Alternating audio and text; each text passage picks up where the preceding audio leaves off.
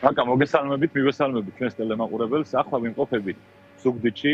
ჩემს უკან ხედავთ ზუგდიდის ცენტრალურ ხიდს, რომლის მშენებლობა უნდა დასრულებულიყო მაისის თვეში, მაგრამ როგორც ყოველთვის ქართული ოცნება, რომელიც ასოცირდება დაუსრულებელ პროექტებთან, რა თქმა უნდა, ეს პროექტიც ვერ მიიყვანა ბოლომდე. ჩვენი ინფორმაციით უკვე არსებული და გაკეთებული სამუშაოებზე საჭიროა უკვე ექსპერტიზა და სავარაუდოდ აქაც იქნება, რა თქმა უნდა, კორუფცია და კომპეტენციის აღარსებობა. იგივე პრობლემებია თითქმის ყველა მუნიციპალიტეტში, სადაც ჩვენ დავდივართ. ჩვენ თითქმის 1 წელია უწყვეტ რეჟიმში გვაქვს რეგიონებში კონტაქტი, ჩავდივართ ადგილებზე. ჩემს მეგობრებთან ერთად ირაკლი კუპრაძე, ლანა გალდავა, ვატო სურგულაძე, გიორგი სიორიძე, ჩვენ დავდივართ ყოველდღიურად რეგიონებში, ვხდებით მოსახლეობას. ჩვენი შესაძლებლობების ფარგლებში ვეხმარებით ამ ადამიანებს ადგილზე. ჩვენი საგრებულო წევრები მათ უწევენ დახმარებას, რაც მათ შეუძლიათ.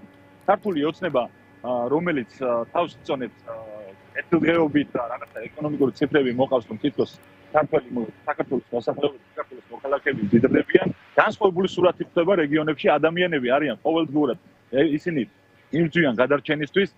თითქმის არ არსებობს მუნიციპალიტეტი, სადაც არ არის პრობლემა სკოლების და ბაღების.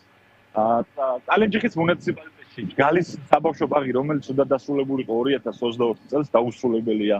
ასევე ხოროწყუში, ლესიჭინეში აშენდა საბავშვო ბაღი, მაგრამ აშენდა ისეთ ადგილზე, რომელიც საშიშია და მეწყერსაშიში ზონაა. არა და საბავშვო ბაღი არის სივრცე, რომელიც ყველაზე უსაფრთხო უნდა იყოს, რადგან იქ ჩვენი პატარები სწავლობენ, თამაშობენ და იზრდებიან. აი რა პასუხი აქვს ადგილობრივ ხელისუფლებას მოსახლეობისთვის, რომელიც წლები ელოდება ხან სკოლის აშენებას, ხან ბაღის აშენებას და შემდეგ ირკვევა, რომ იქ აშენებულში ბავშვების შეყვანაც კი არ არის უსაფრთხო, ან იმ ხიდის მშენებლობის დასრულებაზე, რომელიც ახლა შენს ზურგს უგანჩანს. პასუხი არ გააჩნიათ ამ ადამიანს, არანაირი პასუხი მათ არ აქვს, რა თქმა უნდა. ეს ყველაფერი სავარაუდოდ დაკავშირებულია იმ არსებულ კორუფციასთან, რომელიც ქართული ოცნების მმართველობასთან ასოცირდება, კომპეტენციის არარსებობასთან.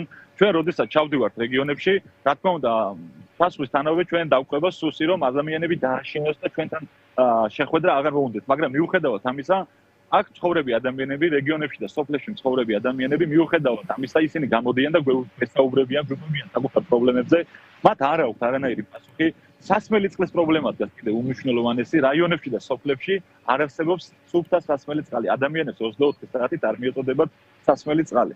ეს არის ერთ-ერთი მთავარი პრობლემა. ასევე საზღვრისპირა სოფლებში არის უმძიმესი პირობები და მდგომარეობა. ჩვენ ვიმყოფებოდით კახეთში და კახეთში არის ესეთი საზღვრისპირა სოფელი ერისიმედი, სადაც ეს სოფელი არის დასახლებული ეკომიგრანტებით. უმძიმესი მდგომარეობა ამ სოფელში. არანაირ ყურადღებას ხელისუფლება არ იჩენს ამ ადამიანების მიმართ, არა და ის ადამიანები გმირულად მაინც რჩებიან ამ ტერიტორიაზე, ამაგრებენ საზღვარს. და მხოლოდ ევროკავშირმა მოახერხა იქ ჩასვლა და განახორციელა ერთ-ერთი უმნიშვნელოვანესი პროექტი, პირველადი ჯანდაცვის ცენტრი. ხოლო ქართული ოცნების ხელისუფლება მის მმართველობის 14 წლის თავზე ერთხელაც კი არ არის იქ ნამყოფი და ადამიანებისთვის დახმარების ხელი არ აქვს დაწოდებული. ჩვენ ვხედავთ, რომ სახელმწიფო, რომელიც უნდა ემსახურებოდეს ადამიანების ინტერესს, ის ემსახურება მხოლოდ პარტიულ ინტერესებს, ერთი ოჯახის და ერთი ადამიანის ინტერესებს და მივიწყებული ყავს ადამიანები, რომლებიც ცხოვრობენ რეგიონებში. აი რა არის მთავარი მოთხოვნა, მთავარი სურვილი, მთავარი პრობლემა, როდესაც მოსახლეობას ესაუბრებით თქვენ? ოთო აი რას ამბობენ ისინი? რა არის ის პირველი, რაც მათ ხელისუფლებამ, მოქმედმა თუ ახალმა, თუ კი ასეთი ცვლილება მოხდება, უნდა გაუკეთოს? რა არის თქვენი დაპირება ამ ადამიანების მიმართ? გავიგეთ, რომ პრობლემა არის ერთი და თვალსაჩინო, თუმცა მეორეაც შეცვლის გზა, რომელიც უნდა ჰქონდეს და ალტერნატივა, რომელიც უნდა შესთავაზოს მას ხელისუფლების ოპონენტმა, ამ შემთხვევაში ოპოზიცია. ადამიანები, რომლებიც რეგიონებში ცხოვრობენ და ყოველდღურად ეჯახებიან იმ უმცირეს პრობლემებს რეგიონებში, რაიონებში და სოფლებში, ისინი ელოდებიან ცვლილებებს და ცვლილებების შემთხვევაში ჩვენ ვპირდებით პროევროპული, პროეროვნული და პროქართული ხელისუფლების პირობებში პირველ რიგში საქართველოში აშენდება ანაკლის პორტი, რომელიც უმნიშვნელოვანესია ჩვენი ქვეყნისთვის. ეს პორტი არა მარტო ეკონომიკური კუთხით არის უმნიშვნელოვანესი ამ ქვეყანაში, ასევე უსაფრთხოების კუთხით არის ძალიან მნიშვნელოვანი ჩვენ ქვეყანას.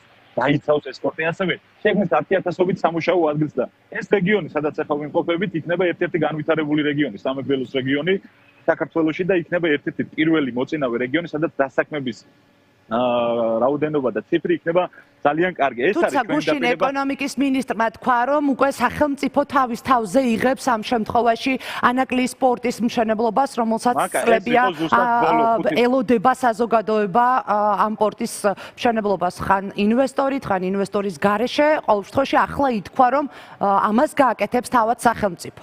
ეს იყო ზუსტად მე-17 განცხადება ქართული ოცნებისგან ბოლო 5 წლის განმავლობაში.